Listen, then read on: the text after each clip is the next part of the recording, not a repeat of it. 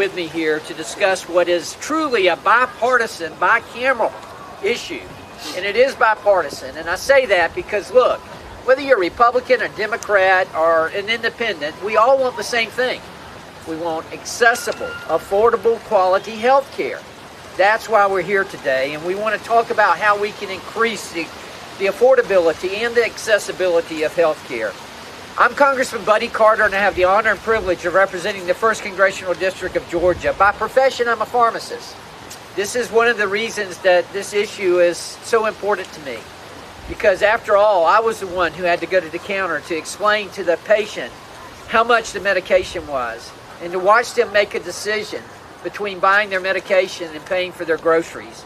I was the one who had to tell the mother how much the antibiotic was and watch her in tears as she tried to figure out how she was going to pay for that. I said as my goal, as my focus, to do something about that. I worked tirelessly when I was a member of the Georgia State Legislature to work on this, and I've worked tirelessly as a member of Congress to work on this. We're not here today to just discuss one bill or to just discuss one patient's story. We're here because there's a broad bipartisan pharmacy benefit manager, or PBM reform, that is needed to save lives.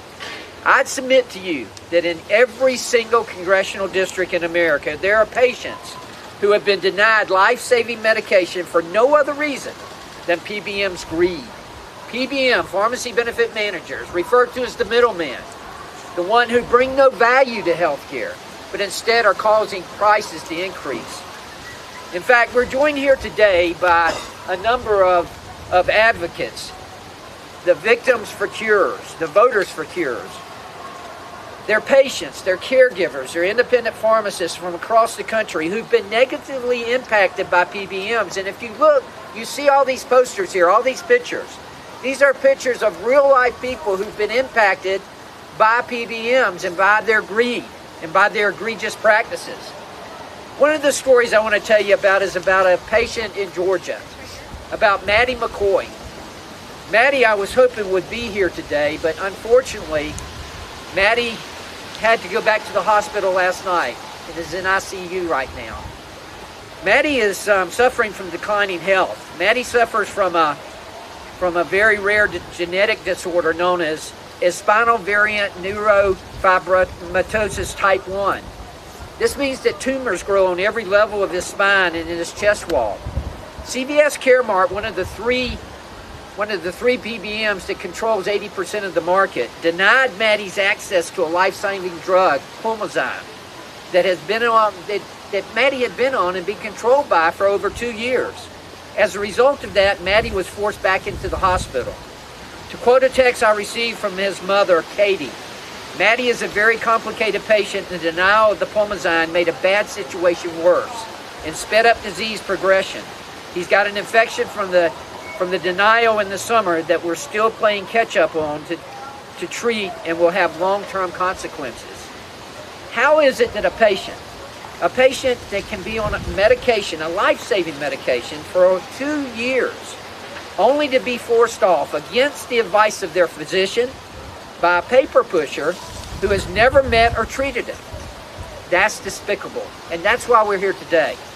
During an oversight hearing, I confronted the president of CVS Caremark about Maddie's situation and his company's decision not to fill Maddie's prescription. Fortunately, they reversed that decision and approved it. But I want to make this point. It should not take an act of Congress to have a drug covered by a PBM. It should not take an act of Congress to have this happen. Fortunately, as I say, Maddie was able to get that medication. Now, my colleagues who are joining me today, Democrats and Republicans, and I hope Senator Lincoln made it. He was supposed to. Langford. Yes, he's here. I'm sorry. Thank you. It's bicameral. It's bipartisan. They all recognize that PBMs are decreasing the accessibility, the affordability, and therefore the quality of health care in America. This is evident by the simple fact that tragically, Maddie and his family story is not unique. In fact, I'm sure that there are people here who can share stories of their own with you today. You see these photographs, as I mentioned here earlier. Take a look at these photographs. These are real people, real patients. They exhibit only a fraction of the Americans who are taken advantage of by PBMs every single day. It's time to put patients before profits. The members joining me here today are committed to this fight, and we will continue pushing back against the many ways PBMs abuse patients and its abuse. Maddie, everyone you see here is fighting for you. Maddie, we're praying for you. We're praying for your recovery, and we're here fighting for you. And to many other patients that are suffering from these abuses, we will not stop until every American is able to experience more accessible, affordable, and quality health care. PBMs stand in the way of that goal, and Congress must act before the end of the year to save our constituents' lives. That's why I'm leading a bipartisan letter to the House and Senate leadership, urging them to prioritize PBM reform during the end of year negotiations and ensure that the bipartisan efforts we have worked on throughout the 118th Congress are enacted into law. Multiple bipartisan bills have already been advanced in the 118th Congress and would address specific practices that for too long have increased patient costs and threaten patient access to pharmacies that serve communities nationwide. We have an opportunity right now, an opportunity to advance bipartisan legislation that increases reporting requirements, which would heighten transparency and shine a light on the opaque practices of these PBMs. We also have a great opportunity to hold PBMs accountable and lower healthcare costs for seniors by delinking PBM's compensation from drug prices in Medicare Part D to address the current misaligned incentives that are driving up costs for seniors. Immediate action needs to be taken. Americans deserve and expect protection from inflated prescription drug costs, from forced pharmacy closures, and from barriers to their pharmacy of choice that result from PBM tactics. I urge leadership to work with us to enact specific PBM reforms that address these concerns so that they're signed into law by the end of this year. Thank you again, everyone, for joining me here today. We've got a list of speakers here who are going to speak on this issue, and I appreciate them being here again. We will start out with, get my list here. Senator Langford, thank you for being here. As I said, this is bicameral, it's bipartisan. Everyone is impacted by this. Senator? Representative Carter, thank you. Thanks for your leadership on this.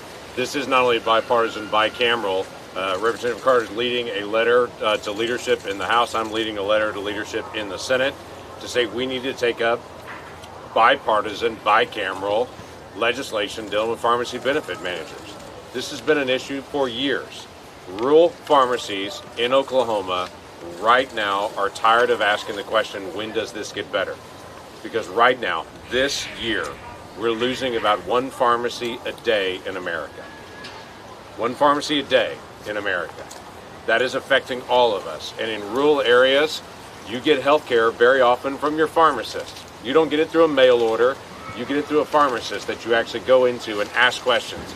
You ask questions about different drugs and how they actually interact with each other.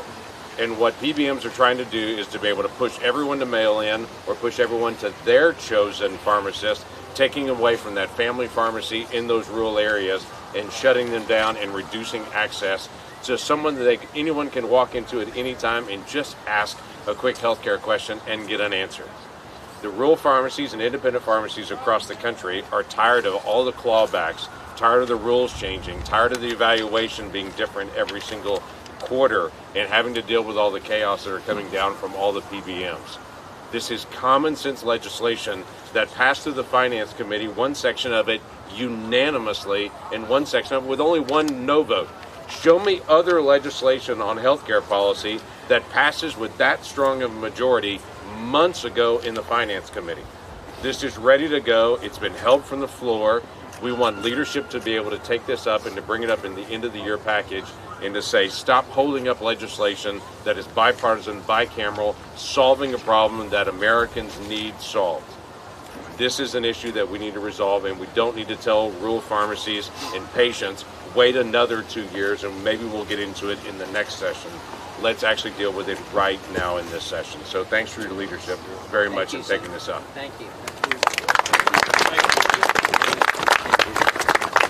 Good morning. I'm Congressmember Nanette Barragan out of California's 44th District. I want to thank Representative Carter for your partnership to reform harmful practices by the pharmacy benefit managers, or PBMs. Who better to know the practices than a pharmacist? Thank you, buddy. Democrats and Republicans are here today because we agree Congress should take urgent action to pass PBM reform. The harm caused by PBMs' increased prices impacts us all, including one of my constituents who is here today, Sarah Ramos. Sarah visited my Long Beach office in California to share her experience dealing with PBMs as a patient with endometriosis. Thank you, Sarah, and all the advocates for sharing your story to highlight why we need PBM reform. PBM's bad influence can determine a patient's ability to access and afford their prescription drugs. That's wrong. It's also why I joined Congresswoman Miller Meeks to co-lead the Drug Act. This bill would ban harmful PBM practices in the commercial market. The need for reform is clear, and the time is now. Patients cannot wait. Let's put politics aside and get this done. Thank you.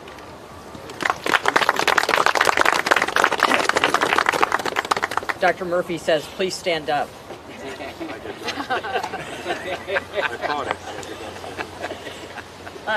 I represent the 1st District of Iowa, Southeast Iowa, and standing beside me is John Nicholson, who is the owner of Mahaska Pharmacy, one of our independent pharmacists. I passed my first PBM reform bill when I was a state senator in 2019 to address the opaque, non-transparent practices of PBMs. Currently, 97% of all prescription drugs in the United States flow through just 6 major PBMs. These entities are destroying independent pharmacies in Iowa, like Mahaska Pharmacy, and across the nation. Independent pharmacies serve as crucial lifelines for many of my constituents, many of whom live in extremely rural areas. This year alone, 25 independent pharmacies have closed in Iowa, and this has to stop. And it's not only the independent pharmacies, even our chain pharmacies are closing stores in rural areas. These non-transparent, opaque practices and the vertical integration, as a physician, that would be a violation of the anti-kickback statute or the Stark Law. But yet we have allowed this to continue, and it was only after an Energy and Commerce hearing with FTC this year that when I asked the question, what are we going to do about non-compliance of PBMs? They didn't answer, but the next day filed suit against the PBMs for their practices. In order to maximize their profits, PBMs employ shady practices such as spread pricing, where they charge insurers more than they reimburse pharmacies and they pocket the difference, or their clawback practices. As a result, PBMs profit from fees that have increased more than 300%, while prescription drug prices have risen almost 40%, a rate far surpassing inflation. That's why I introduced the Drug Act. It's legislation that bans spread pricing and other common PBM practices that raise prescription drug prices, including patient steering. We can have a robust pharmaceutical marketplace in the United States and control prices.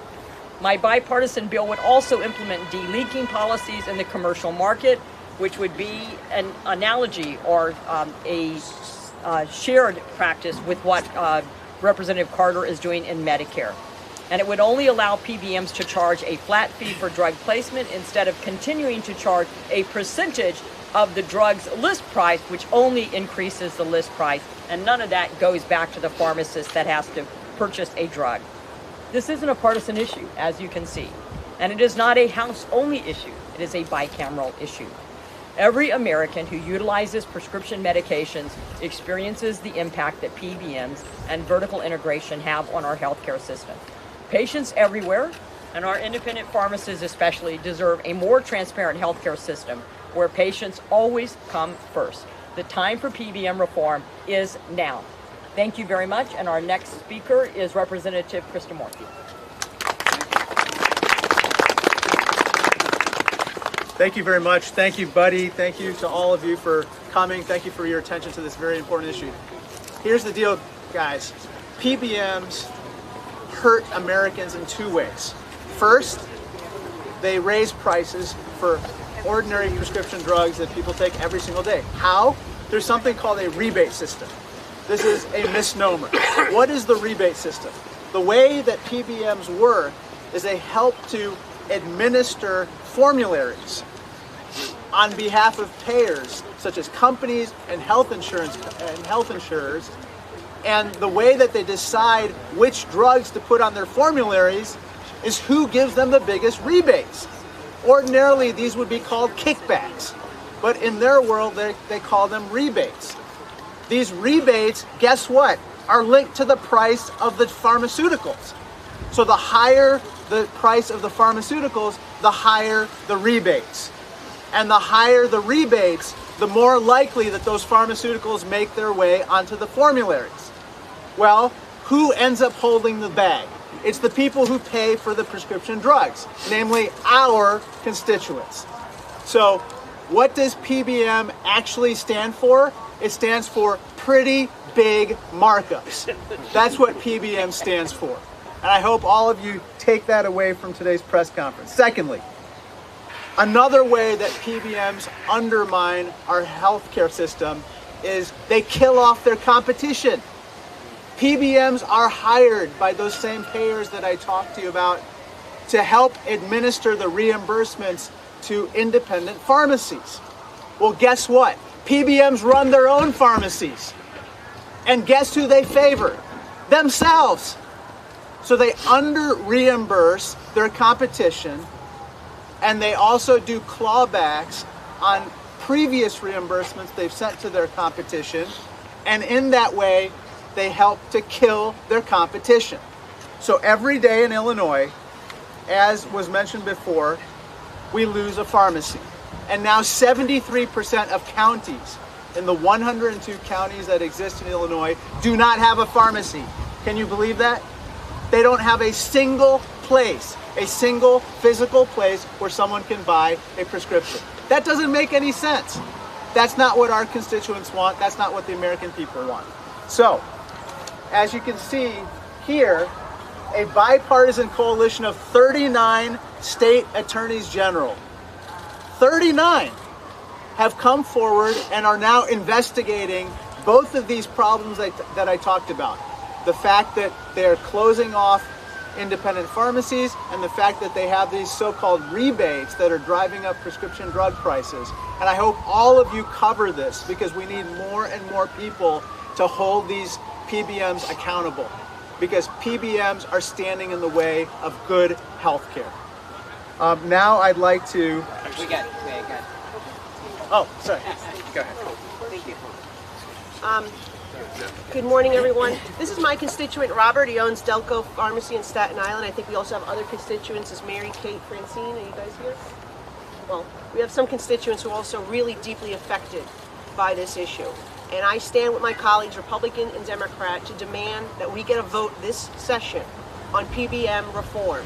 I'm on the House Ways and Means Committee. We've passed legislation out of our committee. Energy and Commerce has done their job, passed it out of their committee.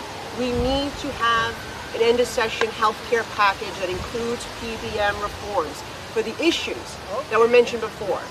PBMs, by the way, are a major conflict of interest. How are they the insurer, the PBM, and the pharmacy, controlling everything in the process, including dictating what their competition, mom and pop pharmacies like Delco, pay or are reimbursed for prescription drugs?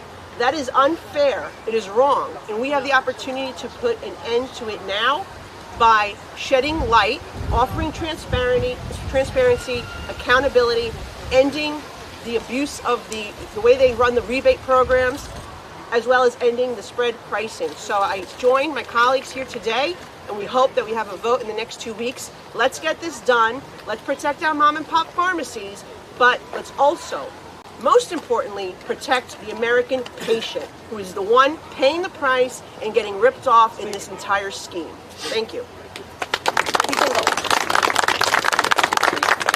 Thank you. I'm joining with my colleagues in a very bipartisan way to say the PBMs are the #1 public enemy, as far as I'm concerned, to someone that is ill. They're in it to make money. They're not in it to deliver for our patients. We're losing, yes, the small pharmacies in the rural areas, but we're losing them in too many communities, even in the suburbs. I go in and I talk to my small pharmacists and say, okay, what does the PBM tell you you can charge? What does it cost you? And how much do they make? And it is horrific and horrifying that they will give you a pill that you can buy 30 of for that costs them $2. They will charge you in a copay $25, and then the PBM makes $100 off of it. I'll give you the name of the pill, but I won't do it here because I don't want to get in too much trouble. But that's what's happening. And those small pharmacies are who take care of seniors where they go. They answer questions. Just this week, 3 different people, 3 different constituents have been told by a doctor that they need to take this medicine. They're being told it's going to cost $1,000 a month. 2 of them are the same medicine. And the PBM says, forget it. And yet for a child, this is all the difference in getting along. Pharmacy benefit managers should be there to help the patient, not make money and screw the patient. We need reform. We need it now. Mike Flood, Congressman from the 1st District of Nebraska. There are cities in my state that are literally 3 or 4 hours from an interstate. There's towns like Alliance in Norfolk that have pharmacies that are closing because PBMs have decided they shouldn't exist. PBMs are predators. I'm going to give you 2 examples of what they're doing in my home state. A diabetes patient finds out that they need to all of a sudden be on insulin. They're brand new, type 2. They show up to the pharmacy. The PBMs allow the pharmacist to spend all the time with the patient for 60 or 90 days onboarding them with insulin. And then they rip that prescription away and they want it to go by mail to places in middle Nebraska that we can't rely on reliable mail service all the time. The second thing they're doing is they are auditing pharmacies, looking for the smallest discrepancy and clawing the money back, and pharmacies are losing money because they're having to pay these PBMs $10,000, $20,000, $90,000 after one of these audits, which I think you'll hear more about in the coming days. So let's remember, PBMs are predators. They are an enemy of the American people, and they are ruining rural pharmacies and urban pharmacies in places like Nebraska.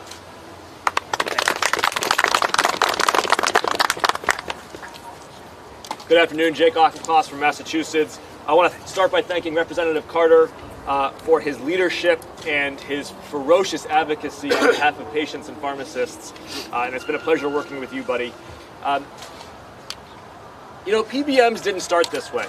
PBMs, when they first began in the 70s, the 80s, the 90s, they actually performed a legitimate function, which is they said no to the pharmaceutical manufacturers. They said, actually, there's a therapeutically equivalent generic drug here. You can't charge for the brand price.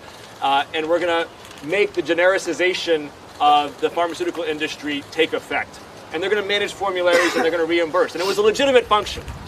And then the PBMs looked around and they realized, hey, we're in the middle of a very complicated drug pricing supply chain. And there's a lot of money flowing through here.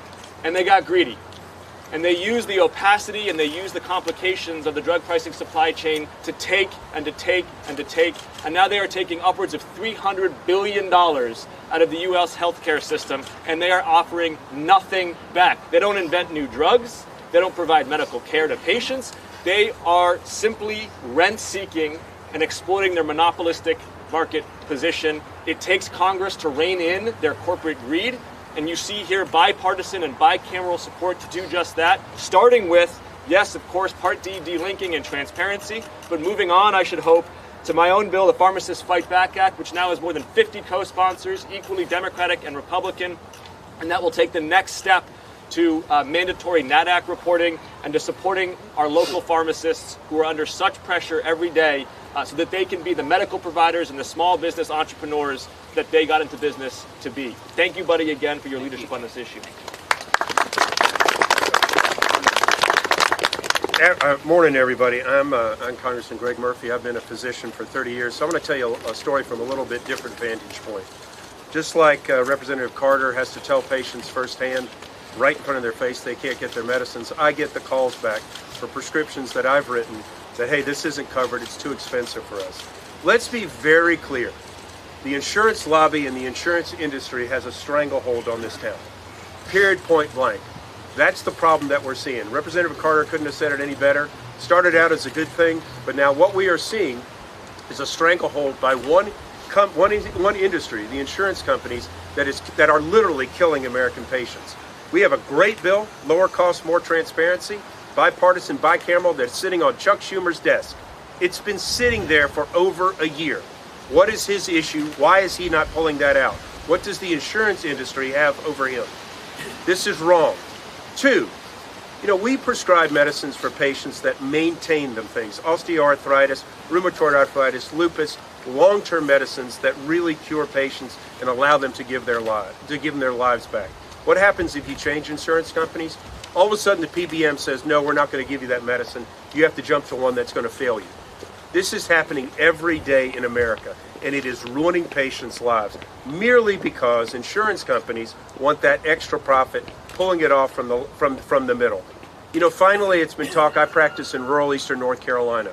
We are killing our local pharmacies, killing them because of extortion and greed by insurance companies through their PBM practices. Ladies and gentlemen, what you see here is a large bipartisan, bicameral support for pulling things back towards the middle, making sure the PBMs do the job that they're supposed to do and not extort money from not only pharmaceutical companies, but more importantly, patients. It is patients, period, that matter, not insurance companies. Thank you, Representative Carter.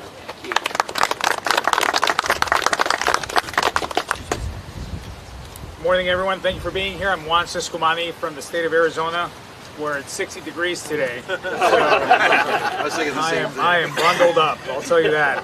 But thank you, Representative Carter. Thanks, buddy, for your leadership on this, and all my colleagues as well. As it's been stated over and over again by bipartisan, bicameral, for coming together to highlight the urgent need here.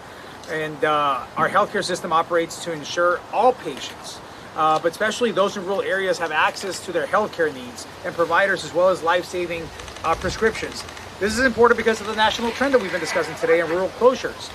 For reference, my district has seen 2 pharmacies closed this year alone in rural areas. I'm honored today to be joined by Monique Whitney here with me, who joined me at one of these rural pharmacies in my district to assist our constituents and make sure that we understand this problem. I heard story after story after story of the examples of how this has impacted them and will continue to impact them if we don't get a hold of this big problem. These independent pharmacies are vital to our communities, as they're often the only medical professional around, and statistically pharmacists are still the most trusted profession that we have. It's a result of unfair practices instituted by PBMs. I heard many stories from my constituents about delays in care, cost increase, and lack of customer service. One constituent saw their out-of-pocket expenses for medication increase by $700 per month. Remember that constituent that told us that? For simply because they were steered to a mail-order pharmacy without prior notification. Others have shared how they waited weeks for their prescriptions after their preferred local pharmacy was forced to transfer their prescription to a PBM-owned pharmacy that failed to process the transfer in time. I can go over story after story after story, but ultimately these practices lead to pharmacy closures and leave patients stranded with high cost and worse healthcare outcomes, which we cannot afford. So it is crucial that we address this growing problem now and support rural pharmacies to ensure that all individuals, regardless of where they live, have access to quality health care that they deserve. Thank you so much, sir, and I'll let you call up the next one. Thank you so much. My name is Nick Langworthy. I represent New York's 23rd Congressional District. And what you're seeing here today is something special that doesn't happen every day. But it talks about the issue that's before us. You've got conservatives and liberals, Republicans and Democrats working together to right a wrong and to put people ahead of profits and put medical outcomes in the hands of doctors and patients and not someone that's a bean counting profiteer. I want to thank Buddy Carter for bringing us together in your leadership here. It's second to none what you've done here. And I want to echo what my colleagues say. Pharmacy benefit managers are driving up prescription drug costs. They're hurting patients, and they're crippling local pharmacies across America. In my district, I represent the Buffalo suburbs, Western New York, and the southern tier counties, and I've spoken with so many constituents that PBMs have hurt. From elderly patients that don't know if they'll be able to afford their next refill of medication, to small local pharmacists whose businesses are hanging on by a thread because these PBMs are exploiting the system for pure profit.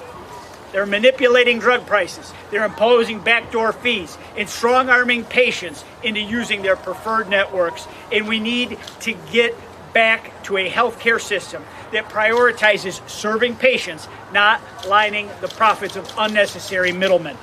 The spread pricing schemes and the anti-competitive practices are simply unacceptable and can't continue, and that's why we're here today calling for action before the end of this Congress.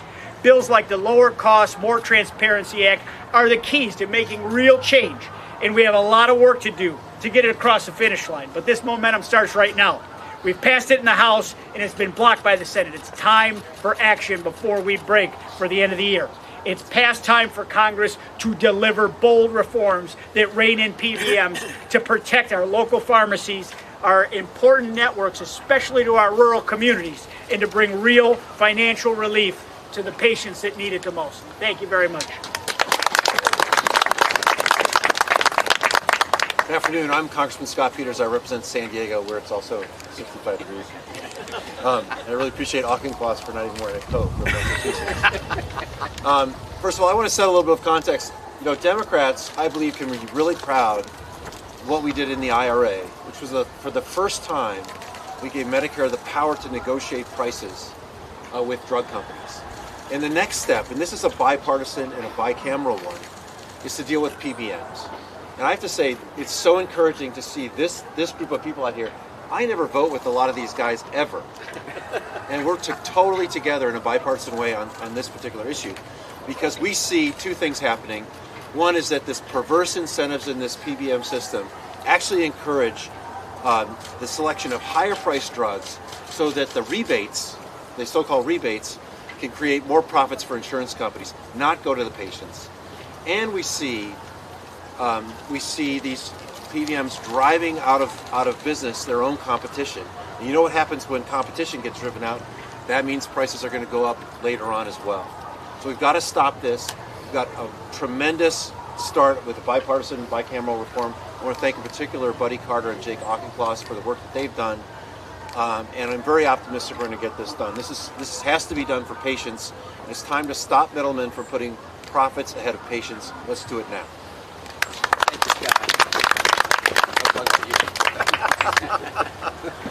Well, good morning, and thank you all for being here today. And I thank my friend to the south of me, Buddy Carter, for organizing today's press conference, I think on the coldest day that we've had in Washington, D.C. But you can see we have a great group of bipartisan members and advocates behind me.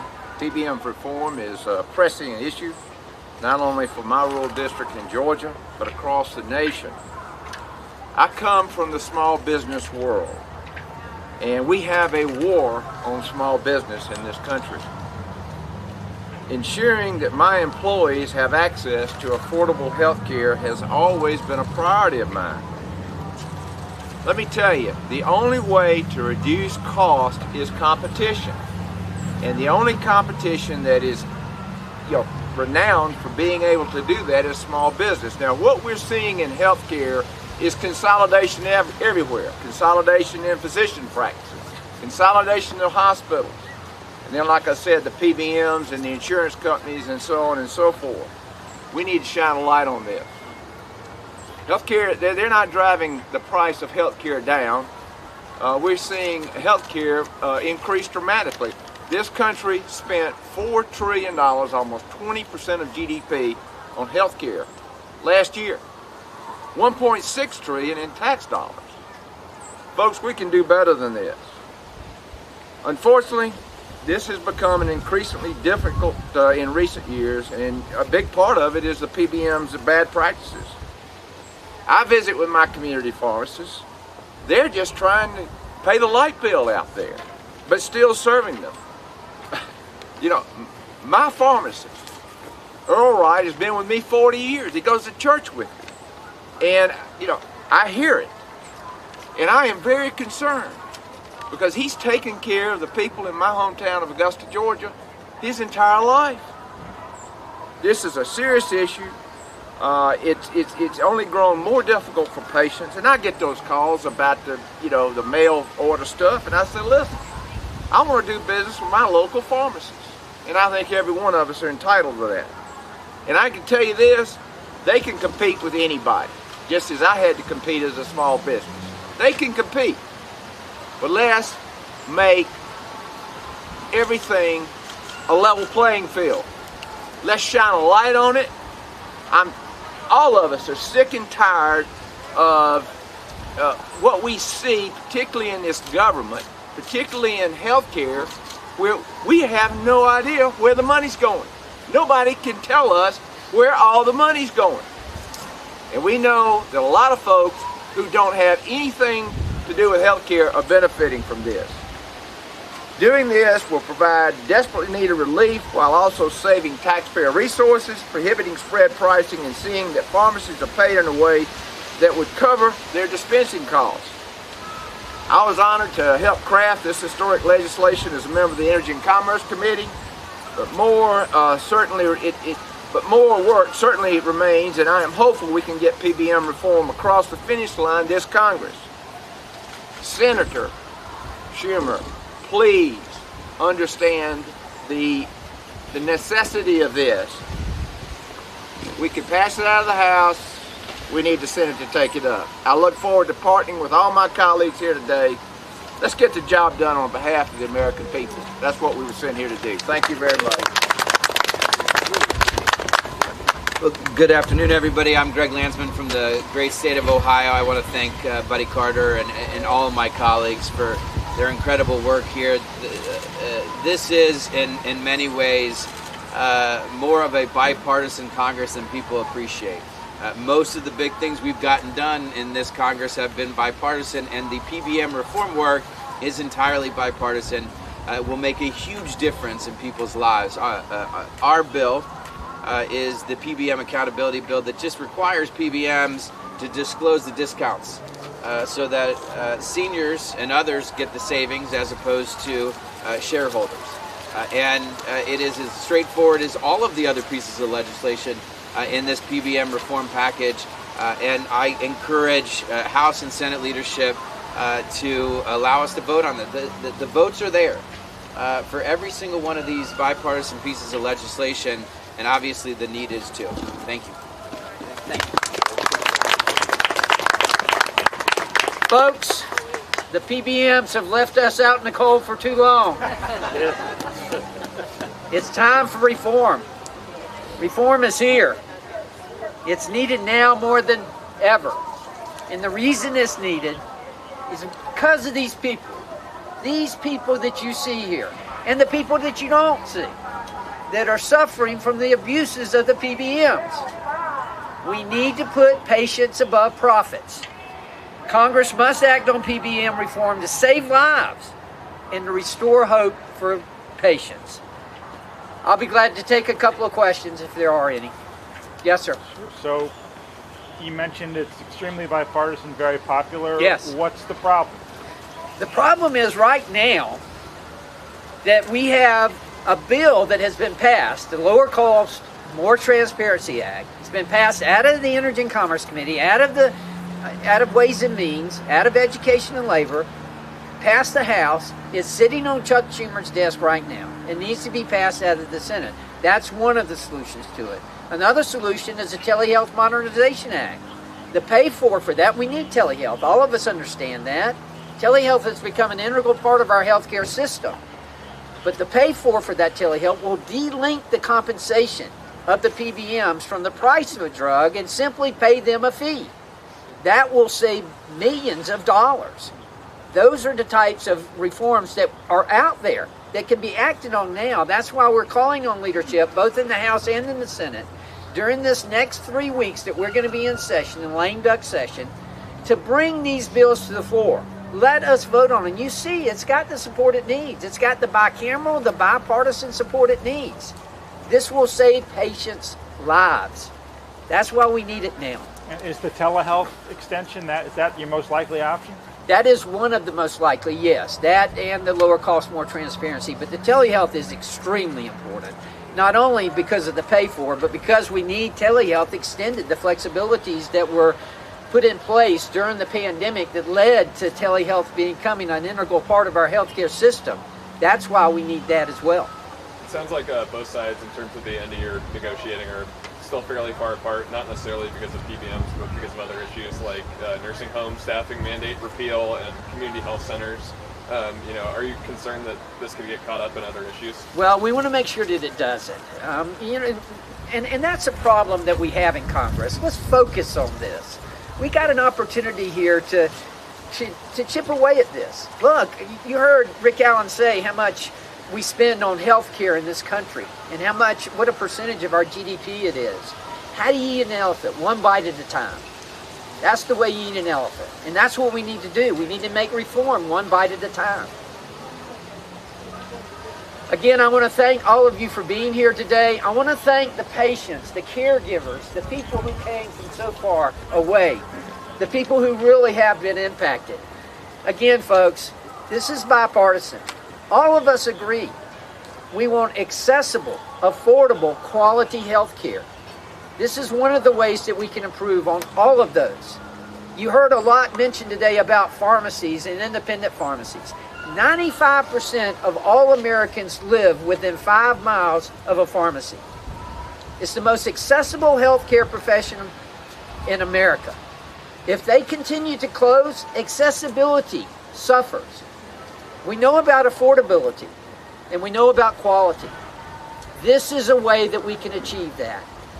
And I call on leadership once again, please bring up these reforms. Let's get them voted on. Let's get this done. Thank you again for being here.